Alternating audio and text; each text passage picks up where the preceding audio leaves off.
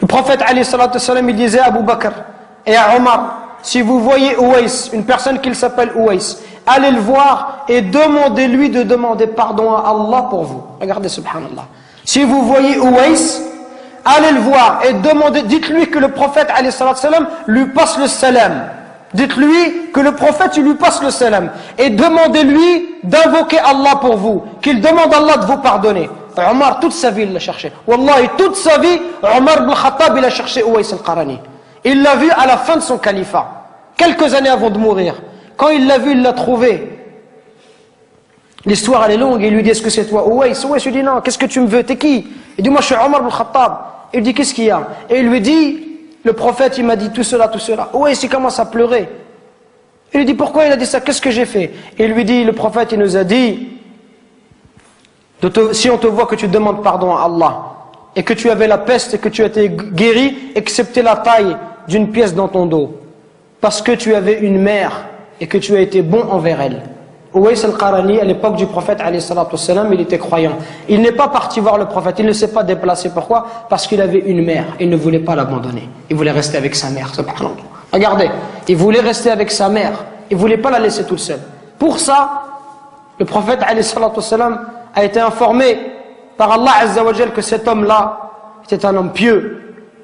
Et Omar, il est parti le voir et il lui a dit, et Ouais lui a dit, moi je vais demander pardon pour toi. Toi tu es Omar ibn Khattab, je vais demander pardon à Allah pour toi. Il lui dit, oui tu demanderas pardon à Allah pour moi. Pour vous montrer la valeur des parents. Allah il nous interdit de faire de dire la moindre phrase. Le moindre mot. Fi, ça n'a aucun sens. Ça n'a pas de sens. Fi c'est une onomatopée, c'est un son. C'est un mot qui est composé de 2 lettres. C'est le mot le plus petit en arabe. C'est pour vous dire que si tu n'as pas le droit de faire à ton père, celui qui fait des phrases entières et qui lui dit tu m'as jamais rien appris, tu m'as jamais rien donné, et qui se plaint, ça c'est encore pire. Regardez, à travers ce dua, on retrouve la miséricorde. Ceux qui bénéficient, qui doivent bénéficier de notre bon comportement et de notre miséricorde, ce sont nos parents en premier, notre père et notre mère. C'est eux qui doivent profiter en premier. Nous aujourd'hui avec les frères, on est masha'Allah. Un frère te dit viens emmène-moi à Anvers, tout de suite tu l'emmènes à Anvers. Emmène-moi à Bruxelles, tu l'emmènes tout de suite. Par contre ton père te dit viens me rendre un service, tu lui dis j'ai pas le temps, ya abi, demain, après-demain. On n'est pas disponible pour nos parents, subhanallah. Regardez ce dua. Oh Allah, fais leur miséricorde comme ils m'ont élevé tout petit, subhanallah. Quand tu auras des enfants, tu vas comprendre, subhanallah. Quand ton fils il pleure la nuit, les parents ils dorment pas. Peuvent pas dormir, subhanallah. Au moindre bruit de l'enfant, il se réveille. Les parents, ils sont capables de se priver pour donner à leurs enfants.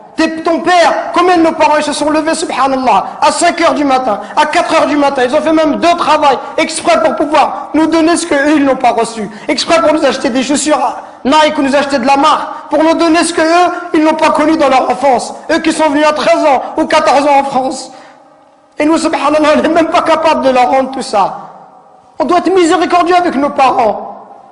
On doit les aimer, leur montrer de l'amour. Quand ils sont vieux, on doit être auprès d'eux, leur accorder du temps. Mais nous, quand on est marié, on préfère notre femme, on préfère nos enfants.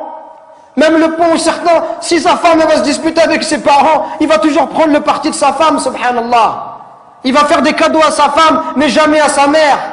Il va emmener sa femme, il va jamais emmener sa mère. Pourquoi est-ce qu'on est comme ça? Parce que notre cœur, il est devenu dur.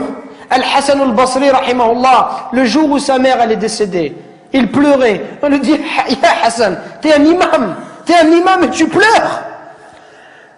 Comment est-ce que tu peux pleurer? Il dit, je ne pleure pas parce qu'ils sont décédés, je pleure parce qu'une des portes du paradis est fermée. Et c'est la même chose qu'on doit se dire. Et Wallah, c'est ce que je suis en train de me dire moi-même.